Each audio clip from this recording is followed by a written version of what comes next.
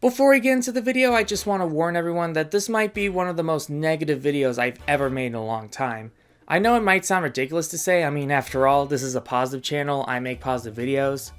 There's also a chance I might go on some tangents near the end, so please bear with me for this mess of a video. Not only is this video negative in terms of my tone and attitude, but the content I talk about is very disturbing to some who might be watching this. Let's start off with a brief history on Spumco. They were an American animation studio founded in 1989 until closing its doors in 2005. It was founded by 4 animators, those being Bob Camp, Jim Smith, Lynn Naylor, and John Kricfalusi. They opened Spumco out of their disappointment with most of the animated content that was churning out back in the 80s. John in particular plays a huge role in this video, because by the late 90s, Spumco pretty much became the John K. Company at this point after he screwed over almost everyone working on Ren and Stimpy's first 2 seasons. It was also at this point when he was experimenting with internet cartoons such as Flash animation. Speaking of the Ren and Stimpy show, the Nickelodeon classic proved to be very popular around this time, especially with adults who appreciated its violent, dark, and gross out nature, which gave the show a lot of edge compared to other kids shows around the time. This was the kind of humor that John is infamously known for in many of his work, so with the increased popularity of Ren and Stimpy, Hanna-Barbera collaborated with Spumco to work on a few projects for Cartoon Network. This isn't too surprising since John used to work at Hanna-Barbera back in the 80s. So what we got from this collaboration were 3 Yogi Bear shorts and 2 Jetsons shorts. We'll only be covering the Yogi ones though. There's A Day in the Life of Ranger Smith and Boo Boo Runs Wild. These 2 shorts premiered on Cartoon Network on September 24th, 1999, and would re-air occasionally on Adult Swim, with the most recent airing of Boo Boo Runs Wild being in 2019. One cool thing about both shorts is that Ed Benedict, the animator who created the iconic designs for the Huckleberry Hound show and the Flintstones, did some of the layouts for these shorts. Boo Boo and the Man was a different story though, as it was one of 3 Flash animated shorts Spumco made for CartoonNetwork.com's web premiere Toon series, along with the 2 Jetsons shorts. Boo Boo and the Man was uploaded to CartoonNetwork.com on April 25th, 2002. I watched all 3 of them in the past, and I honestly just did not like them. I would even go as far as to say that I flat out hated them. And that mostly has to do with me not liking John K's work outside of Ren and Stimpy, but I digress. While I do appreciate the Spumco cartoons for trying to reinvent Yogi for a modern audience while retaining the charm of the original Yogi segments, those 3 shorts just didn't do it for me. Let's start off with A Day in the Life of Ranger Smith. I consider it to be the best of the 3 Yogi cartoons since it has the least amount of infamy that the other 2 have for me. We have a character title card featuring Ranger Smith, which is meant to parody the character title cards on the Huckleberry Hound show, though the theme song they play is from the Quick Draw McGraw shows as Augie Doggy and Doggy Daddy. Why they didn't just use the theme song for the Huckleberry Hound shows as Yogi Bear segments, we may never know. We start the cartoon with Ranger Smith, voiced by Corey Burton, introducing himself. As the title suggests, we look into the daily life of this lone park ranger.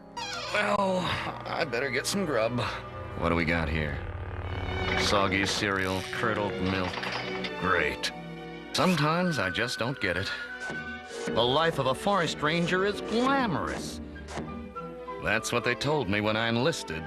Fun fact, the Huckleberry Hound Bowl and Yogi Mug are actually real products that you could have gotten if you had a box top for Kellogg's Corn Flakes, as well as 50 cents.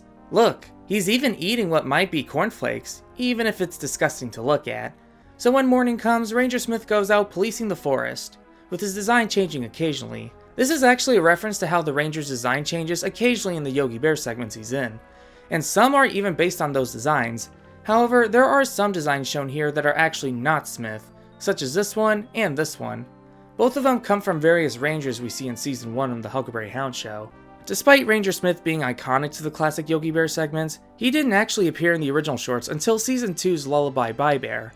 Meaning for Season 1 of Huckleberry Hound, we had a variety of different park rangers, though Smith's design did borrow elements from those Season 1 rangers such as Black Hair, 5 O'Clock Shadow, and even Don Messick's voice. Although there is one Season 1 segment called Be My Guest Pest where we see a park ranger refer to himself as Smith, albeit he has dotted eyes, no 5 O'Clock Shadow, and has Dolls Butler's voice. I'm gonna assume it's not the same Smith since Smith is already a common surname to begin with. Back to the short. Ranger Smith, whose design is now that of a different ranger from the Season 1 short Daffy Daddy, harasses an innocent squirrel. Why? Because he didn't have a license to store nuts, or even to have a family. Let's see. Illegally storing nuts, smuggling nuts in the cheeks, mating without a license. This calls for disciplinary action. Well, I'm gonna let you off easy this time. You can keep one of the kids, but from now on, you'll store pickles for the winter. Smith would later go into Yogi's cave to inspect both him and Boo Boo while they're showering. Yogi, there's a man in the shower with us. I know, Boob. I don't like it any more than you do.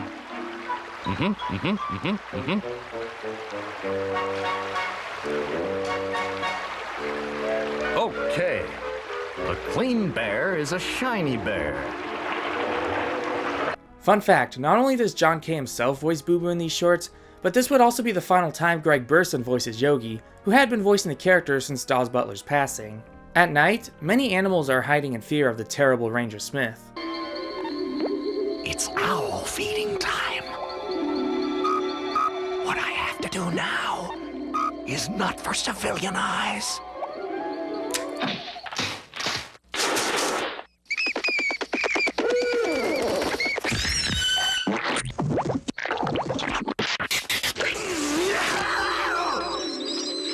It's a tough job, but somebody's gotta do it. So after a long, hard day, the short ends with the Ranger going back to his cabin and heading for bed. Good night, Log. Cabin. Good night, Ranger. Smith. Boo Boo Runs Wild is next. Unlike A Day in the Life of Ranger Smith, where it's only 7.5 minutes, similar to the length of a classic Yogi segment, this one lasts for 20 minutes, so this technically falls under a special rather than a short. We start the special off with the same Ranger Smith title card from the previous short. Once again, Ranger Smith is up to his ridiculous strict ways. Man, they took Ranger Smith's sternness from the original and over-exaggerated it in the previous short, only for them to crank it up to 11 in this one. Yogi and Boo Boo wake up, and plan on going out to do some bear-type activities. I find it strange how Greg Burson was in the previous short but didn't return after. Considering the overall nature of this special, I'm betting that Greg probably didn't like the direction this one was going for and decided not to reprise his role. So instead, Yogi is now voiced by Stephen Worth, who was a producer at Spumco at the time. It's a good voice overall, not complaining.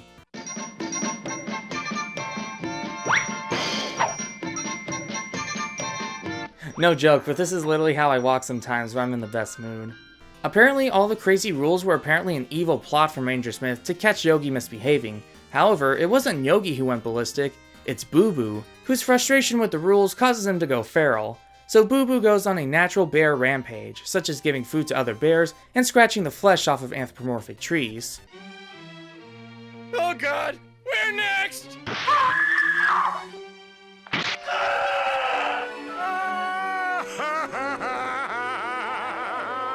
Then, feral Boo Boo walks up to Cindy's cave. Yogi?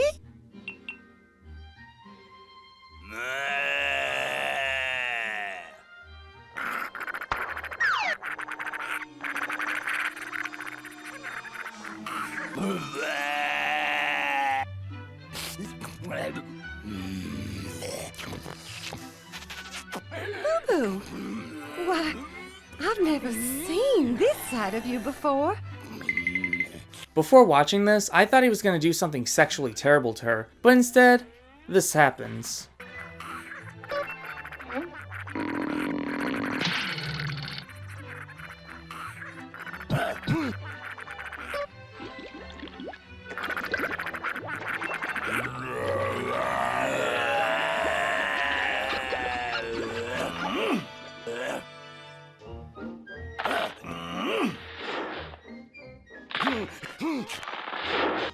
And it only gets worse from here.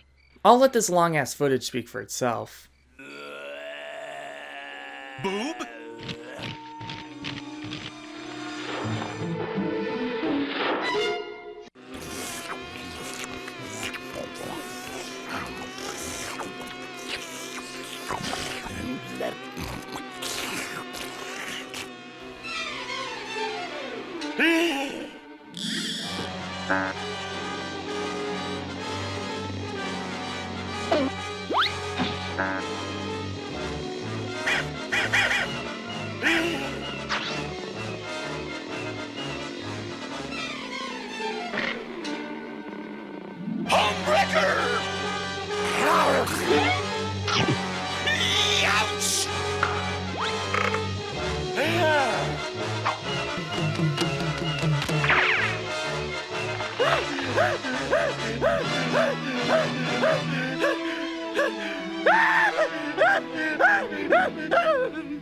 Yogi visits the Ranger's cabin to talk about Boo Boo.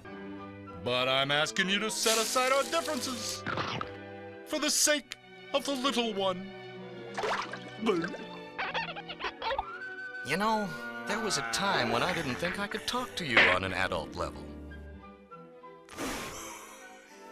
I'm proud of the concern you're showing for your young charge. You're showing me a very mature side of yourself.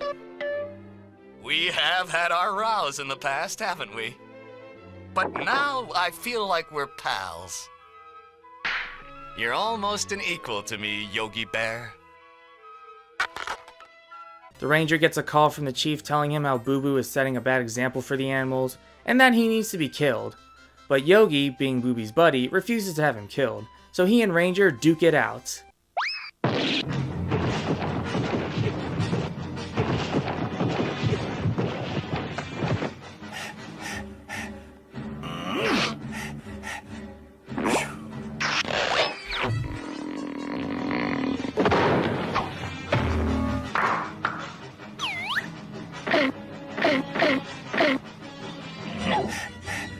No hard feelings, sir, but this is for Boo Boo! Yogi, no!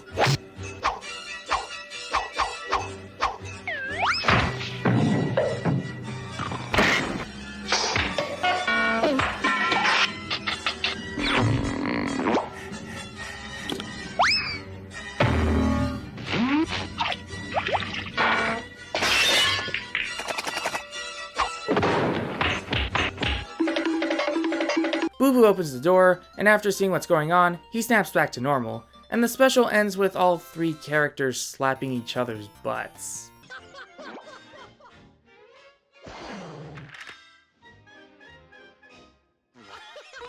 Okay, I'll admit it's kind of funny, mainly because I'm a sucker for butt slaps. Boo Boo and the Man is the final cartoon we'll be looking at. For this CartoonNetwork.com exclusive flash short, we finally went back to having it be 7.5 minutes. We start the short off with another parody of the Huckleberry Hound Show character title cards. Not only is it starring Boo Boo this time, but we finally have the actual Yogi Bear title card theme. Boo Boo is frolicking in the forest of Jellystone Park, until the big boys show up to bully him. Come on, fellas. Let's show Boo Boo how much we like him. Crookshank Brothers, give him a pigtail. Pigtail, pigtail, pigtail, pigtail, pigtail, pigtail, pigtail, pigtail. And that's the entire short. It's literally just 7.5 minutes of Boo Boo getting tortured for pretty much no reason. This one isn't funny. It's not funny at all. There's no good punchline to make it funny, nor did it have any real purpose. But luckily, Ranger Smith shows up after he arrests a tree, and the short ends with Boo Boo joining Yogi on a bicycle ride to the picnic area. Have a good time, Boo Boo.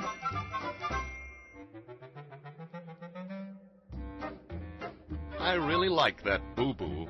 He's a nice bear. But I just don't know what he sees in that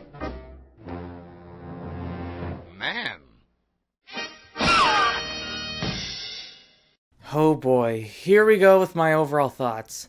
Let's at least start off on a positive note. For one thing, the animation on the first two shorts isn't too bad for the most part. A Day in the Life has a more limited feel to akin to the original Yogi cartoons, while Boo Boo Runs Wild features more fluent animations. And for a Flash animated short from 2002, Boo Boo and the Man was animated decently well, though you can definitely tell that John's art style was starting to get uglier by that point. The background art is very well drawn, and is very on par with the gorgeous art seen on the Huckleberry Hound and Yogi Bear shows. As for the voice cast, besides Greg Burson and Corey Burton, it's mainly just people that worked at Spumco. Overall, the voice acting is good, and while I don't think John Kay or Corey Burton sound exactly like Don Messick, their takes on Boo Boo and Ranger Smith respectively are overall pretty decent. They got their mannerisms down very well. And heck, there were even some moments of the shorts that actually made me laugh, whether it's certain face expressions from Ranger Smith, or the overall wackiness of the character designs. The soundtrack even stays faithful since they use both stock music from the Huckleberry Hound show as well as Hoyt Curtins's original scores. Here's an interesting find: when Adult Swim started airing both shorts, they made these bumpers promoting Boo Boo Runs Wild as if it were a real show, and I gotta tell you, these promos are much funnier and way better than the actual special. When Ranger Smith is enchanted with Yogi's Barriere, he tells Yogi there's a lot of touching involved in sex. That's what makes it feel good. On the next episode of Boo Boo Runs Wild, Ranger Smith and Yogi have sex on the floor. It may not look like that's what they're doing, but it is. Then the ass slapping begins. Who doesn't like that?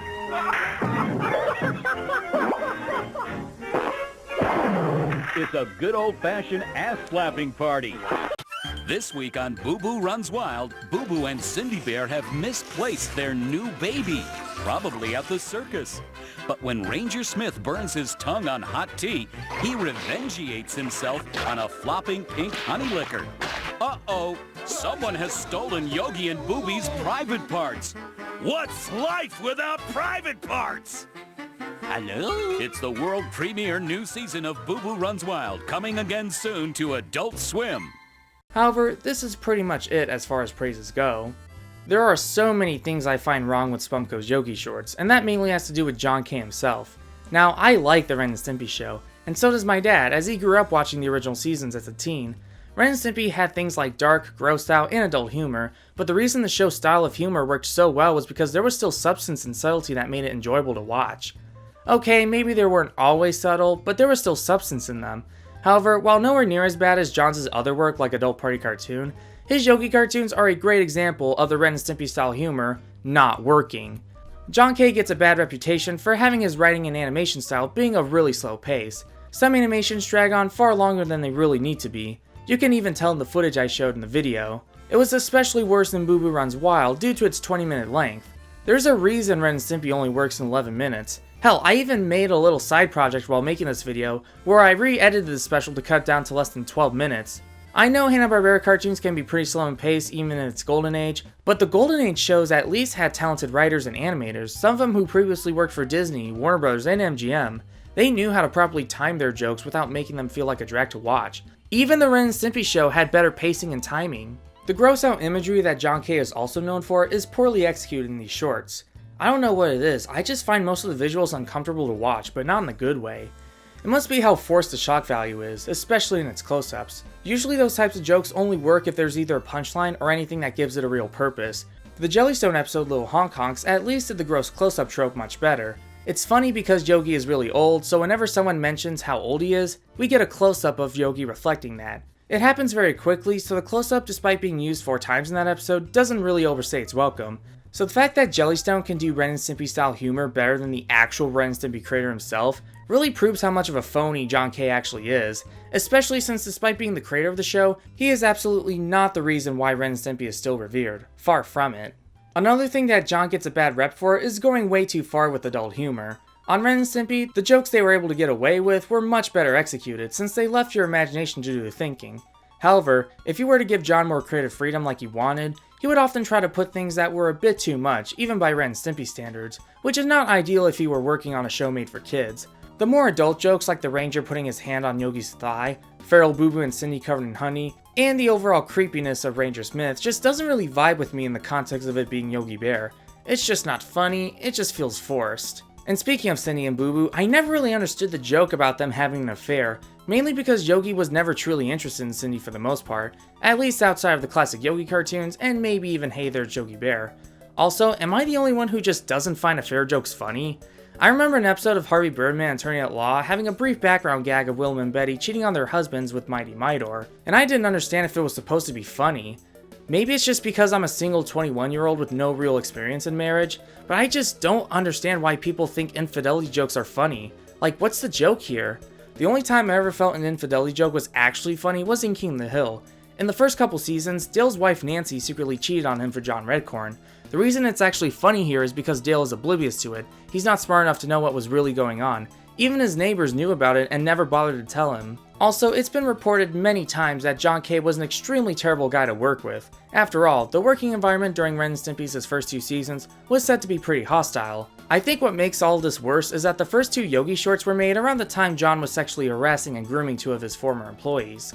Robin Bird was 16 when she was in a sexual relationship with him, and the other one was Katie Rice, who was 14 when John made overt sexual comments towards her, and later harassing her when she was 18. Now that this open secret is now publicly documented, this makes rewatching all the innuendos from A Day in the Life and Boo Boo Runs Wild feel a bit too real now since they were in production while all this was happening. Not only that, but when John used to work at Hanna-Barbera in the mid-80s, he and inker Bill Ray made a one-page Flintstones parody comic called Cave Nudes, which featured the show's reoccurring gag of Arnold the Paperboy throwing a Hard Rock newspaper towards Fred. But after Fred gets knocked out, Arnold, who is a human child mind you, engages in certain activities with Wilma. I knew this was done out of spite since John hated working at Hanna-Barbera for the most part, but his Cave Nudes comic definitely showed all the warning signs about the man he would eventually become. While he does seem to show a lot of love for Hanna-Barbera's Golden Age cartoons, I still can't help but feel like he has some sort of grudge for Yogi Bear specifically. In 1995, Spumco made a series of painting kits that let you paint your own animation cells, which, not gonna lie, is such a genius idea. A few of those kits featured original Spumco characters, but there were 2 Hanna-Barbera licensed kits that were also produced. The Huckleberry Hound kit looks neat, featuring appearances of lesser-known characters on the box, and has a funny cutout mask of Joe Barbera. The only Huckleberry Hound character that's in John K's art style is Dinky Dalton, and maybe one of Huck's faces on the box.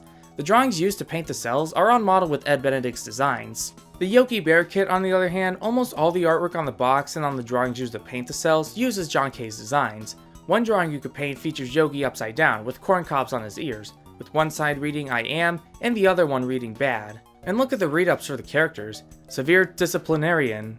Brings man's law to the forest, thwarts nature's instincts. Hapless suck-up boy, hibernates with friend and enemy alike. Shifty, no-good, lazy pilferer. Thinks the forest owes him a living. These character descriptions feel like they were written by someone who has never watched many Yogi cartoons and wrote them out of their vague interpretations of the characters, especially since the portrayals of the characters in the Spumco shorts feel the same way. I don't really see anything wrong with Yogi, as his portrayals are pretty much on par with how he's usually portrayed. Boo Boo isn't a terrible character by any means, but he is wrongfully portrayed as hapless and a suck-up, which doesn't really match his character. Sure, he's shown to be a weaker of the bears for the most part, but he does often disagree with Yogi's antics. I mean, the whole point of his character was to be the Jiminy Cricket to Yogi's Pinocchio. Oh, have I ever told you that I hate Ranger Smith in these shorts? They made him into a literal madman, which can be funny to watch on one hand, especially in the way he's animated, but they don't elaborate on his twisted nature enough to make it fully enjoyable, and he overall comes off as a cheap clone of pretty much any Ren and Stimpy weirdo. His more authoritative traits are toned up in The Day in the Life, and overdone in Boo Boo Runs Wild. There was also one scene in Boo Boo Runs Wild where Feral Boo Boo was near the cabin, and the ranger was about to shoot him. Yogi tries to tell him all the good memories they had with Boobie, then the ranger tells him, "Why wasn't it you, Yogi? Why didn't you go wild? It would have been easy then." Which really sums up the ranger's character in these shorts. They made him a corrupt authoritative figure with an insane mindset who shows very little care about or even respect for nature, and the fact that he wished Yogi was the one who went feral so he could have killed him easily really shows how out of character the ranger is in these Spumco shorts. I always despised the 1964 version of Ranger Smith for how uncaring and cynical he was, especially towards Yogi, but even he wouldn't have stooped that low in wanting Yogi dead. I get that he's supposed to be a parody of how most people view Ranger Smith as a whole, as a corrupt authoritative figure who hates Yogi in his own life, but what a lot of people tend to forget is that there is a kind, laid-back side to him in the original Yogi segments. At least Spumco Smith isn't overly angry like 1964 Smith was, so there is some aspect of the Spumco version that do stay true to the character. Man, am I the only one who thinks Cindy deserved better back then? Her only Spumco appearance was in Boo Boo Runs Wild, and what they did to her was such a disgrace. You have this amazing design of Cindy, based on her 1964 design with the blue fur and yellow skirt from her original design. Her expressions are so cute and adorable, only for them to use her as a cheap infidelity joke not long after. I get that most of her character back then was just her being a Yogi simp, but that doesn't excuse them for doing her so dirty. They want to make her a walking piece of adultery just for some cheap laughs. Do I just need to explain how wrong and stupid this sounds? What makes all this worse is that we never see her again after the scene where Yogi finds out about her affair. If she'd gone feral like Boo Boo did, then surely they would have had some sort of conclusion for her. But only Boo Boo does, since he's the main character of the special. Either Cindy reverted back after the affair, or she's still in feral mode, looking to terrorize her next victim. Like, they could have easily cut Cindy and the whole scene now completely, and you wouldn't be missing out on anything story-wise. And to add insult to injury, this special was Cindy Bears' last major animated appearance for 2 decades. Because before Jellystone in 2021, what did Cindy have during the time after Spumco? A bootleg plush of her from What's New Scooby-Doo, a quick non-speaking cameo on Harvey Birdman Attorney at Law, a poster of her in the beginning of Scooby-Doo Mask of the Blue Falcon, and she made a quick appearance in the Everyone 2012 commercial from MetLife. However, none of these roles were major or minor in any way, just little references and cameos. She wasn't in any modern Yogi commercials like the ones from Geico or Rocket Mortgage. and she was left out of the 2010 live-action movie. Not that the story in that film needed her, but still. So the fact that her last major appearance pre-Jellystone was just some tacky infidelity joke, this was clearly not the kind of legacy she really deserved. I remember when I made that Quick Draw McGraw DVD video and went off on, I will admit, an unnecessary tangent about how Warner Bros. Keeps making Hanna-Barbera characters do inappropriate things when they really shouldn't be. I said that Harvey Birdman, Attorney at Law, was what started the terrible trend, but honestly, I take that back. I think it's clear to me now that John Cazes' work on Yogi Bear was what actually started the trend. These Spumco shorts not only had a negative impact on the reputation of Hanna-Barbera's Golden Age characters, but they also had a negative impact on the way Warner Bros. Would handle their IPs. After Cartoon Network aired A Day in the Life and Boo Boo Runs Wild, Hanna-Barbera would dissolve and become part of Warner Bros. Animation in 2001, and that was when the floodgates opened. With Bill Hanna dead and the studio gone, Warner Bros. Now had the freedom to portray their characters in edgy and adult content, all because of John K. and his dumb influence. I am so sick and tired of these characters constantly being portrayed in adult reimaginings or distasteful cameos, and even when the content in question isn't adult, they still put the characters in scenarios that feel tacky or out of place for them. That one Yogi scene in Billy and Mandy, while hilarious, felt like they were dragging Yogi and Boo Boo in the dirt because they're old and lame. Even after watching Top Cat Begins, while a solid film, I still had troubles deciding what audience this film was made for. It's marketed towards kids, but has a lot of suggestive humor that's hardly subtle, but the juvenile gross-out humor likely won't please your average adult or fan of the original show. The 2002 Scooby-Doo movie felt like a cheap parody of the original show rather than a genuine Scooby film, and that's because it was originally made as an R-rated parody before changing it to be family-friendly at the last minute. Thank goodness James Gunn eventually gave us an actual genuine Scooby film 2 years later. The Banana Splits movie, well, I don't really care about the source material that much, but why did it have to be a horror film? And Velma is nothing but your stereotypical modern adult cartoon where everyone is a mean jerk with no redeeming social values. It's just so annoying how frequently Warner Bros. Allow these people to put these characters in insulting or adult scenarios with no real substance. They pretty much disregard everything good about Hanna-Barbera and try to cover it up and say it's okay because it's funny. But just because I think something's hilarious doesn't automatically make it a good product. And the fact that these reboots and cameos often get information on the source material wrong makes things even worse. If all these were simply just harmless fan parodies, I can easily excuse them, but the fact that they are officially licensed and endorsed by Warner Bros. And are treated like they're the next generation of Scooby-Doo or something, just feels like complete brand mismanagement on their part. That's like if Nintendo were to endorse racist Mario and Luigi's Day Out, or if Sega were to endorse those vulgar Sonic Adventure 2 fan dubs. I just can't stand these types of projects for how little the creatives and executives really care about the properties they own. And the fact that they do very little with these characters outside of Scooby-Doo means that people my age and younger are gonna grow up disregarding all of Hanna-Barbera as lame or too kiddie. Which, sure, I'll admit, a lot of their 70s and 80s lineup are kinda lame and overly kiddie, but their Golden Age programs from the late 50s and early 60s, plus their Renaissance in the 90s, are generally great shows that for the most part still hold the test of time. I mean, without Hanna-Barbera, we wouldn't have Cartoon Network. All their shows, Adventure Time, Courage the Cowardly Dog, Craig of the Creek, they all probably wouldn't even happen if it weren't for the successes of the Flintstones and Scooby-Doo, or even the cult statuses of Top Cat and the Jetsons. Which is why it's important to have some of these shows easily available.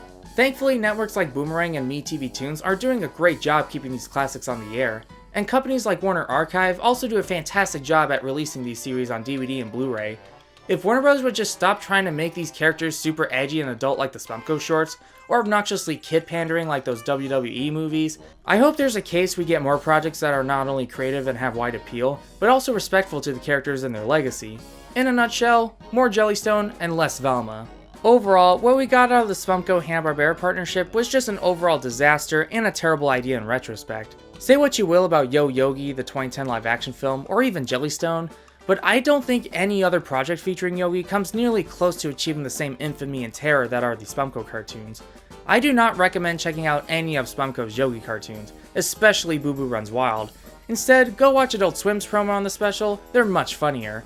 All those Yogi and Jetsons cartoons Spumco made are nothing but cheap, tactless fanfiction written by a spiteful, edgelord pedophile. They were so bad, even Joe Barbera himself hated them. According to Hanna-Barbera artist Iowa Takamoto, Joe Barbera hated the Spumco Yogi cartoon so much, he wanted John K. dead. It's likely he could have been joking or exaggerating, but regardless, it really goes to show you how these Spumco shorts were really not in the spirit of Yogi Bear. Jellystone, on the other hand, is in the spirit of Yogi Bear, since not only do the characters still retain their original personalities and edge from the Huckleberry Hound show, but they also gave Cindy more interesting traits that in many ways actually made her a better character than she was originally. These Spumco cartoons are a huge departure that it's more of an insult than a genuine parody, and because of examples like this, I can possibly see why Jellystone being a different take on Yogi Bear was badly received by older fans for the fact that Yogi is a doctor and Cindy isn't his girlfriend. But unlike Jellystone, the Spumco cartoons are just straight up pandering stoner junk. They have no reason to exist. Go watch the original segments from the Huckleberry Hound and Yogi Bear shows instead. I mean, I can understand someone liking these Spumco shorts since they can be funny, but you have to at least agree that they're completely out of character. It's definitely not what Dawes Butler, Don Messick, Bill Hanna, or Joe Barbera would have envisioned for their characters. And you know, one thing I feel like most people don't get is that regardless if they're dead or alive, they still kinda own the rights to these characters in some way. And I feel like a majority of people at Warner Bros. And even the general public just don't respect that. However, when there are people that do respect the characters, they can reinvent them in creative ways while not only being respectful to the source material, but without being too off-brand to what came before. There's a reason why Scooby-Doo Mystery Incorporated is considered one of the best Scooby-Doo shows. They took the formula from Scooby-Doo Where Are You and gave it a somewhat darker and mature tone without it being too off-brand to what came before. I grew up watching the classic Yogi Bear segments on Boomerang whenever I visited family in Texas. I even had the chance to visit 2 of the real-life Jellystone parks during that time. I even still have my childhood Yogi plush from the one in Wisconsin Dells. And the premiere of Jellystone would give me a renewed interest in Yogi Bear and the Hanna-Barbera universe as a whole. And you know what? I'm not gonna let John K and these Spumco cartoons ruin my enjoyment of Yogi Bear.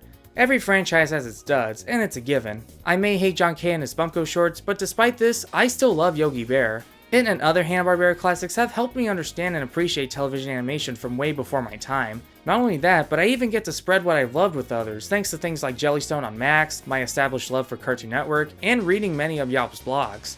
Thank you so much for watching this video. I know this one was very negative compared to what I usually make nowadays, but again, thank you for listening and understanding my thoughts and feelings on Hanna-Barbera, as well as the entire entertainment industry as a whole. So now, go stop procrastinating and finish whatever you were doing right now. And God bless you.